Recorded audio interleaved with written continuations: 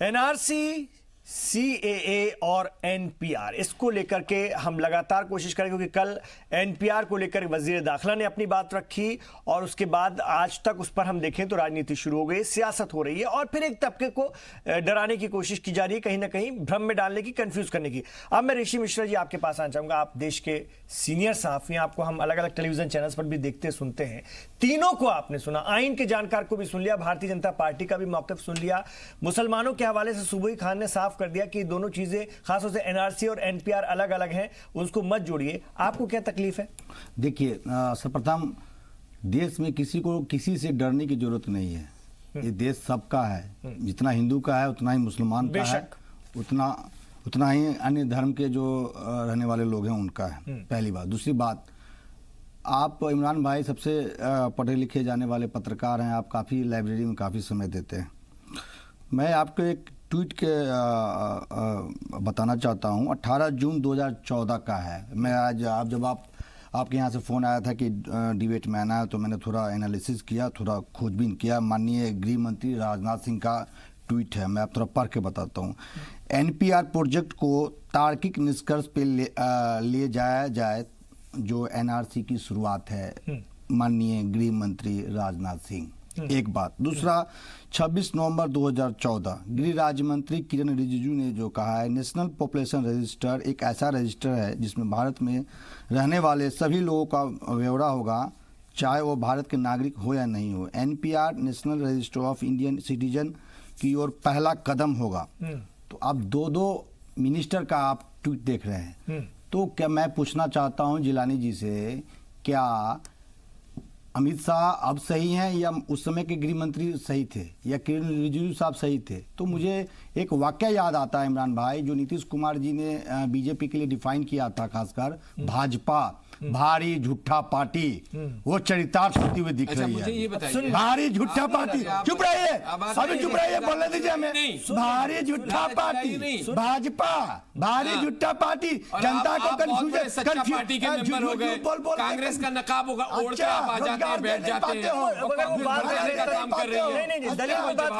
दलील यासिर जिलानी साहब जो सवाल वो उठा रहे हैं उसका जवाब दीजिए। उसी का सवाल बताइए कि वो क्या, वो गलत बयानबाजी कर रहे हैं। अच्छा, गलत बयानबाजी कर रहे हैं। ट्वीट बताइए कहाँ है, कहाँ है बताइए। आपको किसी ने भेज दिया, कुर्सी छोड़ के आइए, आपने दिखा दिया। देखिए, फैक्ट की बात करिए, फैक्ट की बात करिए। और सुनिए, एक बात बताइए कि अगर आपको इसमें गलती क्या लग रही है, एनपीआर में गलती क्या है वो बताइए। ऋषि मिश्रा मेरा नाम है या इनका नाम है? नहीं, तो गलती क्या हो रही है? हाँ, आपका नाम है। मैं बोलूं मेरा टर्म है। आप दलील रखिए, वो देंगे ना जवाब। और संजय जी से भी दूसरा बात ये है कि आप गृह मंत्री जी पार्लियामेंट में क्या कहते हैं, सीएए के बाद एनआरसी लाऊंगा।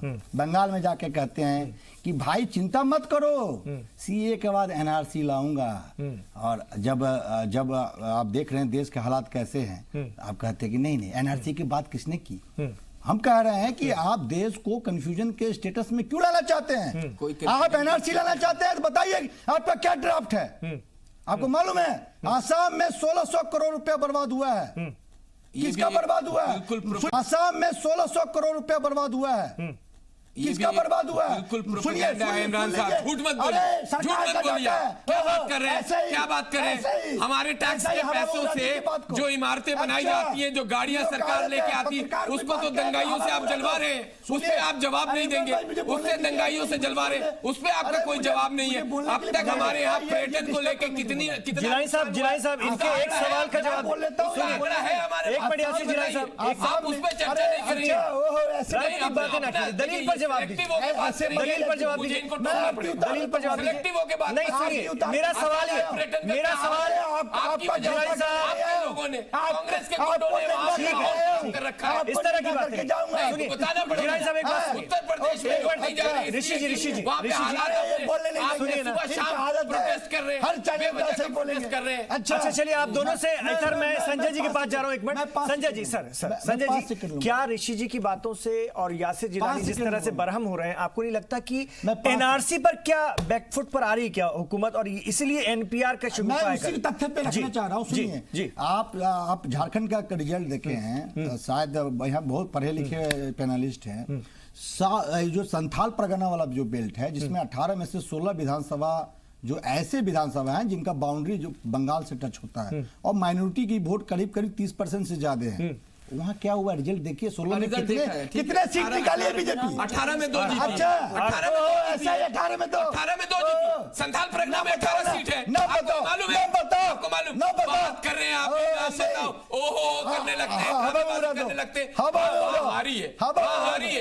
मैं मानता हूँ वहाँ हारी है संथाल प्रज्ञा में। संथाल जनता ने मोहर लगा दिया है, आपके मोहर लगा दिया है। कौन लोग वहाँ थे? आवाम से मुखातिब रहिए जी, आवाम से मुखातिब नहीं, आवाम से मुखातिब है। देखिए, मैंने एक्सेप्ट कर लिया कि संथाल प्रज्ञा का जो पूरा का पूरा रीजन है, वहां पे भारतीय जनता पार्टी ने वो नहीं कर पाए जो 22 लोग भूखमरी से मरे झारखंड में। लेकिन एमएलए के खिलाफ एंटी एनआरसी चाहिए, बहुत जबरदस्त थी। इस बात को समझने में कहीं ना कहीं भारतीय जनता पार्टी को हम मान रहे हैं। ठीक है, मैं एनपीआर एनआरसी पर साथियों के साथ, राजनीतिक बातें के साथ 16 सीट लाके बड़ी बड़ी बातें मत करिए। अभी सरकार चलाइए और आपके ऊपर जिम्मेदारी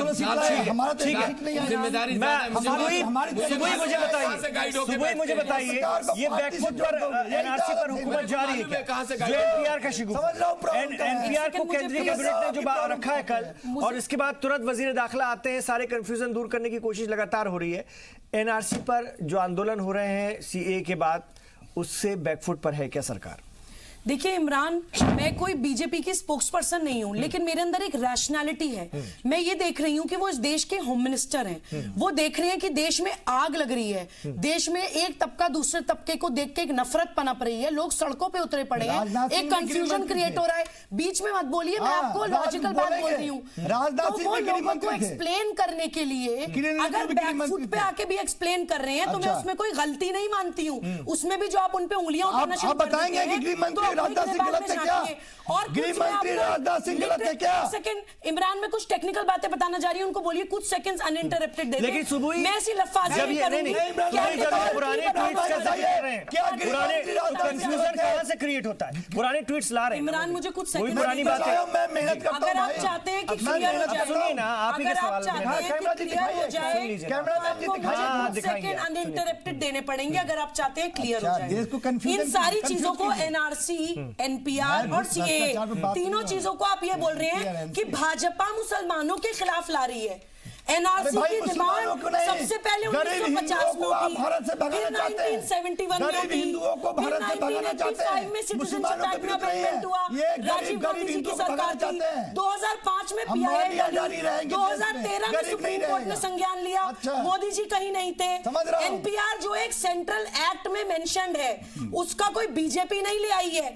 एनपीआर का जो पहला डेटा कलेक्ट हुआ है 2010 में हुआ है, तब भी बीजेपी नहीं आई थी। आपको लग रहा है एनआरसी पे विरोध हो गया, इसलिए वही फर्क है ना, सुबह फर्क है ना, यही फर्क अगस्त 2019 लोगों को कंफ्यूज कर रहा है।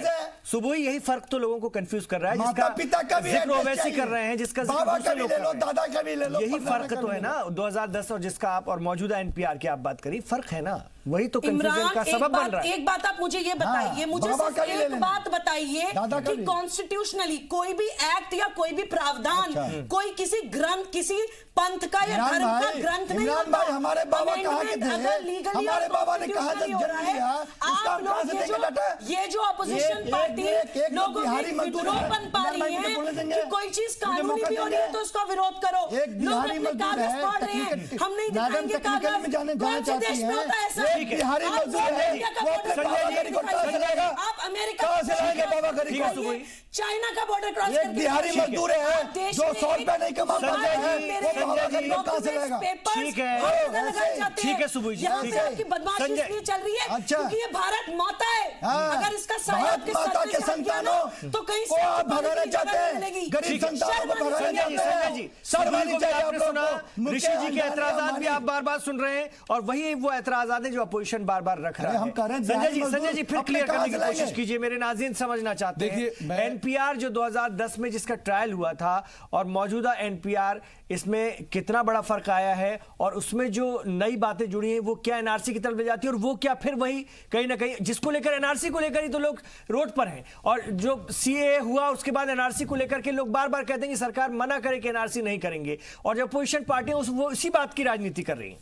देखिए इमरान साहब, बहुत जरूरी है हमारे सुनने वालों को बताना कि ये जो एनपीआर है ये है क्या। मैं 2 लाइन सरकारी डॉक्यूमेंट से पढ़ के बता रहा हूं। The NPR will be A comprehensive identity database. Identity database आप प्लीज इसको अप्रिशिएट करिए। And what is the purpose, आगे देखिए क्या लिख रहा है, सरकार ने बताया है ये हमको, that would help in better targeting of the benefits and service under the government schemes, programmes, improve planning and help strengthening the security of the country. एक मिनट मुझे दीजिए, मैं आपको बताना चाहता हूं, ये एक बहुत ही पायस और जबरदस्त ऑब्जेक्टिव के साथ एनपीआर की शुरुआत 2010 में की गई थी और 2013 तक उसमें मुकम्मल तौर पे काफी काम किया गया, जैसे मैंने पहले भी कहा।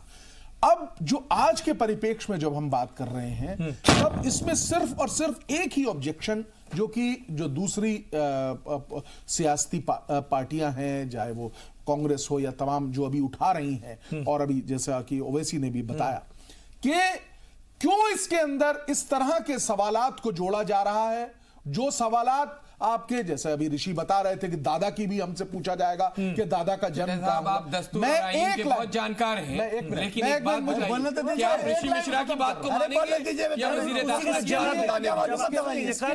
की बात? दस्तूर के बहुत बड़े जानकार हैं। भारतीय जनता पार्टी के लोग कोई जब अच्छी बात बताने की कोशिश होती है, अच्छी बात कह रहा क्यों हूं, आप कंफ्यूज मैं उनको अच्छी बात कह रहा हूं। जल्दी बताइए, मैं ब्रेक लूंगा, फिर आऊंगा ना। मैं किसी भी तर्ज पे, जैसा यासिर भाई बता रहे हैं कि हमारे गृह मंत्री ने कहा है कि किसी भी तरीके से ये उद्देश्य नहीं है, तो सिर्फ और सिर्फ सरकार की ये एक दरकार है, ये जरूरत है आज की, कि क्यों नहीं आप ये चीज क्लियर तो कह तो रहे थे वजीर दाखिला, कह तो रहे थे संजय जी, ये सवालात क्यों नहीं आप रख देते? संजय जी सुनिए, आप क्यों नहीं रख देते कि जज्बाती होने की जरूरत नहीं है, आप बहुत संजीदगी के साथ डिबेट करते हैं और आप दस्तूर के बहुत बड़े जानकार हैं, मुझे बहुत अच्छा लगता है, मैं आपसे सीखता भी हूं। लेकिन आप बताइए कि जब वजीर दाखिला यानी होम मिनिस्टर आपसे खुल के सामने आके कहते हैं, बिल्कुल मैं उस बात पूरा इंटरव्यू चल रहा है, हर चैनल पे चल रहा है, करता हूं, हर चैनल पे चल रहा है, फिर कंफ्यूजन कहां है? फिर कंफ्यूजन कहां है? होम मिनिस्टर अमित शाह है, अगर वो कोई बात कह रहे हैं तो आपको समझने की जरूरत है कि उसमें आप आग में घी डाल के लोगों को वरगलाएं, लोगों में उन्माद फैलाने की माचिस लगाएं। आपको अभी देखो, अभी इमरान सुबोही ने भी बहुत शानदार तरीके से बात कही है। आपको लगता है कि सिर्फ आप चीख और चिल्ला के आवाज को दबा के सच्चाई को दबाएंगे तो ये ऋषि मिश्रा ठीक नहीं है। और अगर जो लोग जानकार हैं आईन के और दस्तूर के हमारे, उनका भी फर्ज बनता है कि जब कोई इतना बड़ा मिनिस्टर, आप बताइए कि वजीर आजम के बाद अगर कोई दूसरा नंबर आता है तो वजीर दाखिला का आता है, होम मिनिस्टर का आता है, अगर वो आपसे बाकायदगी के साथ कह रहे हैं, कहां से ये फर्क की बात आ रही है? क्यों आप कंफ्यूज हो रहे हैं? क्यों भारत के किसी भी तबके को, मैं मुसलमानों को नहीं कह रहा, जैसी बात आप इन्होंने नया शौक जोड़ दिया, इन्होंने दलित भाइयों को हिंदुस्तान से भगाने की जरूरत है। कितना गिरेंगे मिश्रा जी, कितना गिरेंगे? इस प्लेटफॉर्म से हमारी कोशिश है हकीकत जाए, मिल्लत तक सही बात पहुंचे, जो कंफ्यूजन है, जो भ्रम है, वो दूर हो। ऋषि मिश्रा जी, आप लगातार एतराज़ात कर रहे हैं, मैं आपसे भी ये सवाल करना चाहूँगा, बड़े सेंसिटिव मामले हैं, बहुत टेक्निकल मामले भी हैं, बहुत समझने पढ़ने की ज़रूरत है।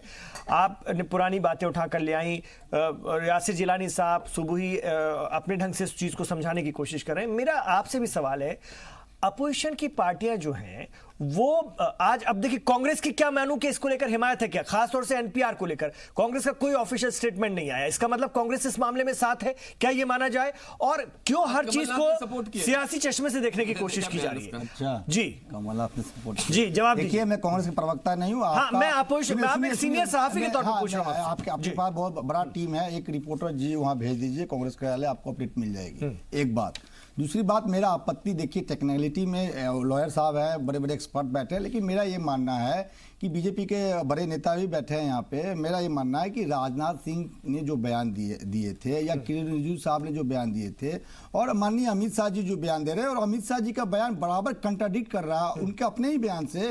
पार्लियामेंट में कुछ और कहते हैं, बंगाल जाते हैं तो कुछ और कहते हैं, बिहार जाते हैं कुछ और कहते हैं, तो देश कौन सी बात पे माने? देश गृह मंत्री का मैं दिल से बहुत रिस्पेक्ट करता हूं। हो सकता है कि हमारे उनके विचार जो हैं अलग अलग हो, आइडियोलॉजिकली अलग हो, लेकिन गृह मंत्री का देश में बड़ा सम्मान है। लेकिन गृह मंत्री खुद अपने सम्मान को घटा रहे हैं।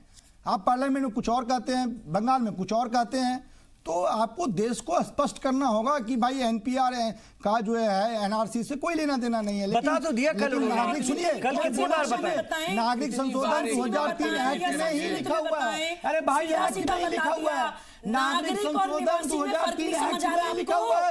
एनपीआर का पहला कदम है, पहली बेसिक एलिमेंट्री नर्सरी का स्टूडेंट भी समझ जाएगा। सिटीजन जो है वो एनआरसी में कवर होंगे और रेजिडेंट्स जो है वो पॉपुलेशन रजिस्टर में कवर होंगे। सिटीजन जो है वो एनआरसी में कवर होंगे। रेजिडेंट्स में फिरंग भी आएंगे, नॉन रेजिडेंट्स भी आएंगे। कोई भी जो इस देश की सीमा में रह रहा है उसका एक डेटा सरकार के पास होना चाहिए। और एक बात बताइए, आप सिम कार्ड भी लेने जाते हैं, बेसिक कुछ भी लेने जाते हैं तो अपना नाम, फादर्स नेम, मदर्स नेम बताते ही हैं। आपके दादा का जन्म कहाँ हुआ था? माँ बाप का नाम क्यों पूछेगा भाई? क्या बवाल मचवा रखा है? मेरे दादा का जन्म कहाँ हुआ था? आप लोगों ने सिर्फ अपनी सत्ता के लालच मेरे दादा ने कहा पूछ रहा है कि दादा का जन्म कहाँ हुआ था? ये बात तो खुद सरकार ने मना की है। आप अपने ढंग से क्यों बता रहे हैं कि दादा का जन्म कहाँ हुआ था? किसने कहा? ऋषि जी कंफ्यूज तो ना की। किसने कहा? कंफ्यूज ये सरकार कर रही है, जनता जवाब दे दिया। डिफरेंस तो है ही। उन्होंने ये कब बोला कि नहीं एनआरसी लागू नहीं करेंगे? फिलहाल नहीं कर रहे हैं। एनआरसी कोई लीगल चीज है क्या? हर देश में होती है। मेरा एक सवाल है, ये हमारी बहन जो तेज आवाज में बोल रही है, देश में होता है।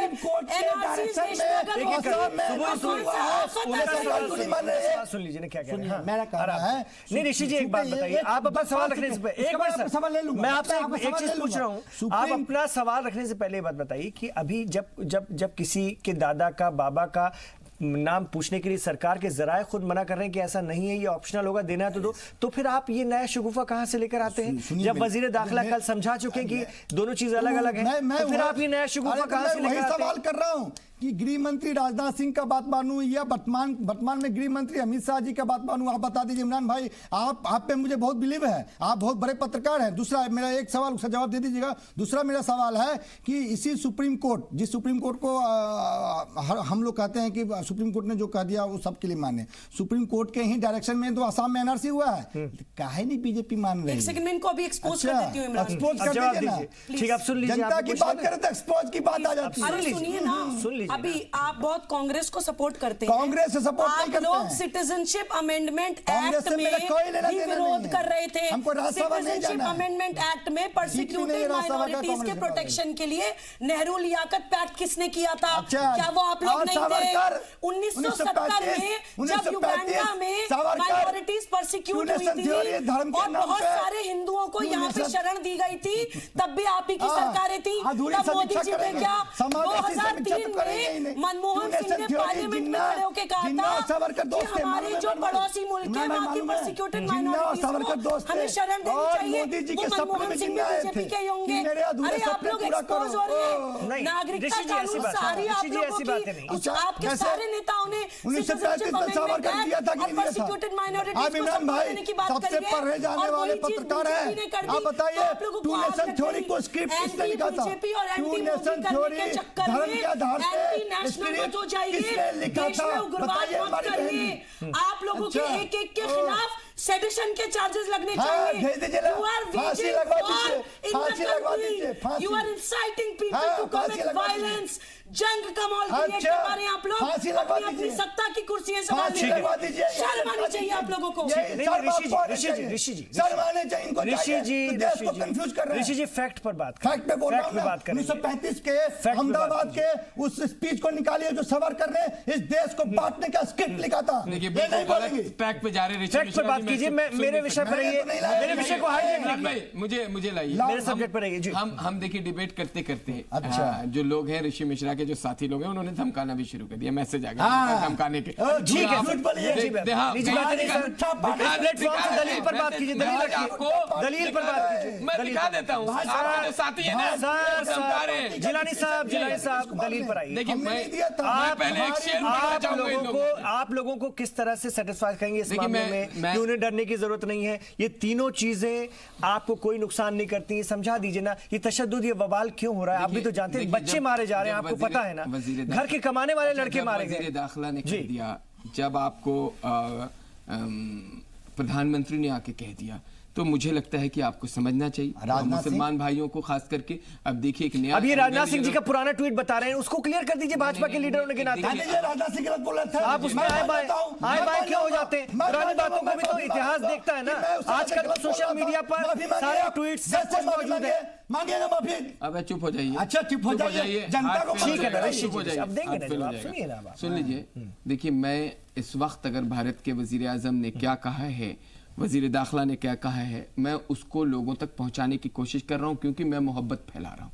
मैं चाहता हूं कि भारत में जो भारत की समरसता है, जो सांझी विरासत है, वो बरकरार रहे। हमारी सांझी विरासत बहुत पुरानी है इमरान साहब। ये भारत बनने में तिनका तिनका जुड़ के आज़ादी के बाद आज भारत दुनिया के उन देशों के सामने एक चैलेंज बन के खड़ा है जो देश कभी बहुत नीचे भारत को देखते थे। हम चाहते हैं कि हम भारत के अंदर जो लोग रह रहे हैं, जो थोड़ा कंफ्यूज हो गए हैं, जिनके ऊपर कंफ्यूजन डाला जा रहा है, जिन्हें बहकाया जा रहा है, जिनको इस बात का इल्म नहीं है कि उन्हें अपने आईन और दस्तूर को भी देखना होगा, उन्हें पढ़ना होगा, उन्हें हर आर्टिकल को ध्यान से देखना होगा कि आपको भारत के अंदर अगर किसी तरह की कोई चीज आती है तो डरने की जरूरत नहीं है, क्योंकि आपने 1947 में जिन्ना के टू नेशन थ्योरी को, सुन लीजिए, जिन्ना के टू नेशन थ्योरी को आपने रिजेक्ट किया था। रिजेक्ट करने के बाद आप भारत में रहने वाले मुसलमान हैं, आपको इस भारत की धरती से कोई निकाल नहीं सकता है। घुसपैठिए बचेंगे नहीं। अगर घुसपैठिए ऋषि मिश्रा भी साबित हो जाएंगे तो जाएंगे, ये समझ लीजिए, क्योंकि आप गलत चीजों को वही तो बड़ा कंफ्यूजन है। सुबह अपनी बात रखना, आप समझा दीजिए। एक 10 सेकंड, एक मिनट। वो जो नहीं डरा रहे, एक मिनट सुबह वो जो लोग डरा रहे हैं उनके लिए एक शेर पढ़ बाद में आपके बाद जो भी बात रखिएगा। मैं देख लीजिए, मैं डरा नहीं, मैं झुका नहीं, मैं डरा नहीं, मैं झुका नहीं, कहीं छुप छुपा के खड़ा नहीं, जो डटे हुए हैं महाज पर, मकान जो डटे हुए हैं महाज पर, मुझे उन सफों में तलाश कर। तो भैया आपसे गुजारिश है कि मेरी बात को समझे। मुझे धमकाने और डराने से कोई फायदा नहीं। मैं आपको पॉजिटिव वे में सरकार की बात तक ले जाने की कोशिश। ठीक है, इम्पोर्टेंट मैसेज प्लीज जल्दी से दीजिए, फिर मैं एक सवाल भी आपसे करूंगा इमरान, जो बात ऋषि जी बार बार कहना चाह रहे हैं। जी हमारे देखिए जो डर रहे हैं मुस्लिम्स, मैं उनको ये मैसेज पहुंचाना चाह रही हूँ। हमारे देश की नागरिकता कानून के हिसाब से सिटीजन बनने के 5 तरीके होते हैं। एक बाय बर्थ, जन्म, अगर आप जन्मे हैं। एक बाय डिसेंट, वंश, अगर आपके माँ बाप में से भी कोई जन्मा है। एक बाय रजिस्ट्रेशन, अगर इन दोनों में से भी कोई नहीं है, आप रजिस्टर करके पंजीकरण करके भी नागरिक बन सकते हैं। एक होता है प्राकृतिकरण, यानी अगर आप पिछले 11 साल से भी इस मुल्क में रह रहे हैं तो भी आप नागरिकता के लिए अप्लाई कर सकते हैं। एक होता है अधिग्रहण, कि अगर भारत ने कोई सीमा अधिग्रहित कर ली तो वो लोग भी भारत की नागरिकता के लिए क्वालिफाई करते हैं। तो इस देश का हर नागरिक इन 5 में से किसी ना किसी एक कैटेगरी में कवर हो ही जाएगा। कोई सिटीजन ऐसा नहीं है जो इसमें से निकलेगा। अब मैं ये लोग आपको डरा रहे हैं, सिर्फ आपको इसलिए डरा रहे हैं कि आप विद्रोह करें और इनकी राजनीति चलती रहे। इल्जाम आ रहा है आपके ऊपर, कौम बदनाम हो रही है आपकी, रसूल बदनाम हो रहे हैं आपके, खुदा बदनाम हो रहा है आपका। नागरिकता कानून से अल्लाह का क्या लेना देना है, आप खुद सोचिए। आप लोग अमेरिका जाते हैं, यूरोप जाते हैं, बहुत जगह डॉक्यूमेंट्स देने पड़ते हैं। सुबह सुनिए ना, बात तो सुनिए। ऋषि जी का एक खदशा ये है जो बता रहे थे ना, यासिर जिलानी साहब ने कहा कि ऋषि मिश्रा भी अगर बाहर हो गए तो बाहर जाएंगे। लेकिन सवाल ये है कि ऋषि मिश्रा अगर बाहर हो जाएंगे, बार सुनिए, ऋषि मिश्रा अगर बाहर हो जाते हैं, सुनिए ना, मैं एक मिसाल बता रहा हूँ। ऋषि मिश्रा अगर बाहर हो जाते हैं तो CAA के थ्रू वो अंदर हो जाएंगे, और जो गैर मुस्लिम है वो NRC के चलते, NRC में अगर वो नहीं यहाँ पर अपने आप को साबित कर पाए तो डिटेंशन कैंपों में जाएंगे। ये लोग सड़कों पर क्यों उतरे हैं, बड़ा सवाल ये ना। मैं अपने प्लेटफॉर्म से चाहता हूँ बहुत अच्छा पूछा है, जो मैंने आपको अभी 5 तरीके बताए सिटीजन बनने के, आपने बहुत अच्छा सवाल उसके बाद पूछा है।